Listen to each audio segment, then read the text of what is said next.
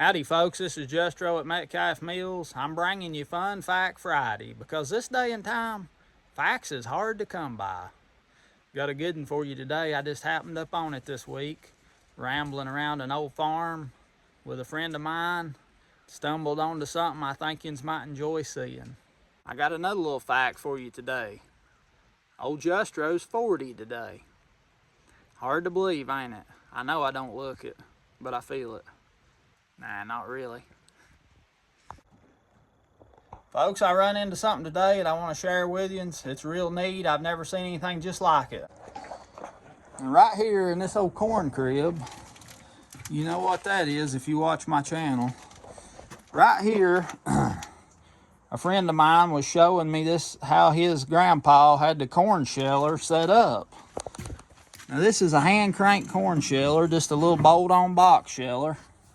And up here, he had that over the top to keep varmints out. Right down there, goes right down into the sheller. And over here on this side, he could raise this board, I guess, and look in there, maybe reach down and get a cob out if it didn't spit it out. And then he had a hole over here on the end for where the cobs come out.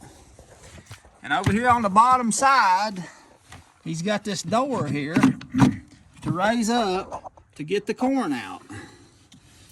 And he can set his bucket or whatever he caught it with, their box or whatever, after he shelled it, clean his corn right out. But it's all sealed up. No varmints couldn't get into it when he had it closed up. I guess he had him something right there he could put over that hole.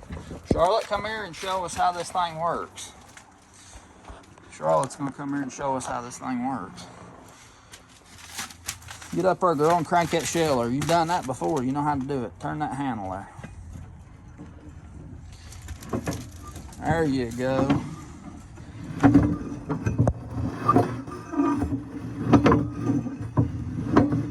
at that, look at that.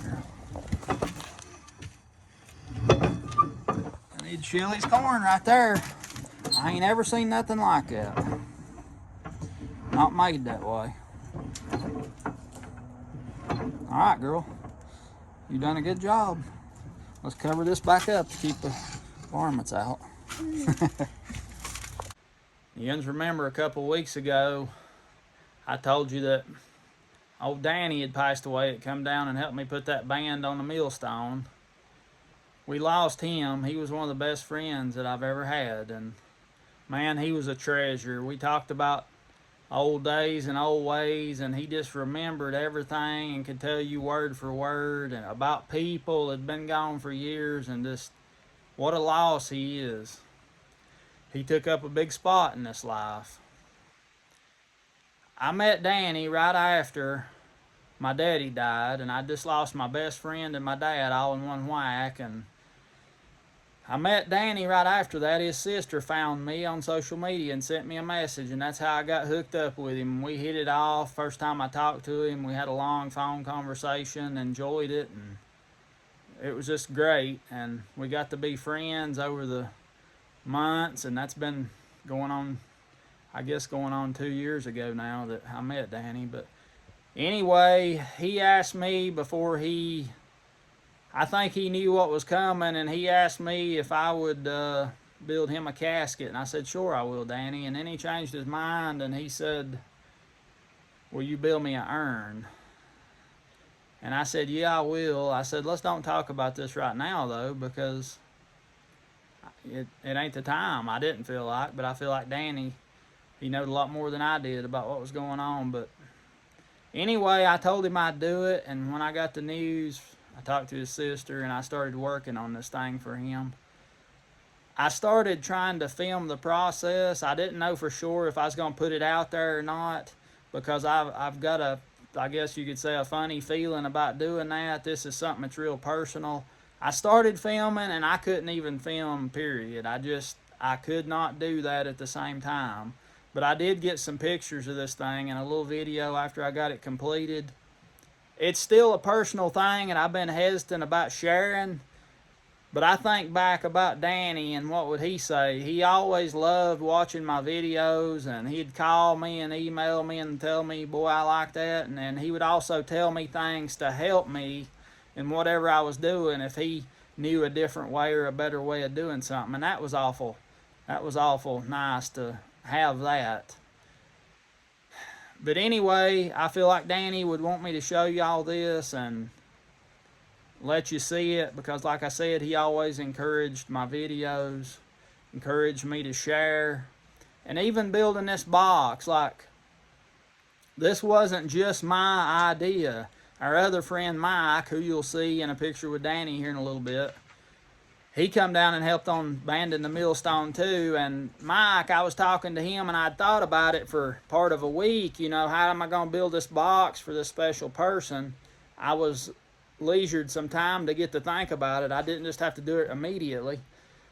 And I was talking to Mike and he said, well, you know, have you got some wood? And I said, yeah, I got some walnut and cherry and some poplar and hemlock. He said, well, you know, Danny split a lot of white oak shingles for roofing all kinds of things. He split white oak shingles for Mabry Mill. I think he split the shingles for Glade Creek Grist Mill in Babcock State Park in West Virginia. That the most photographed grist mill there is. I think he did those.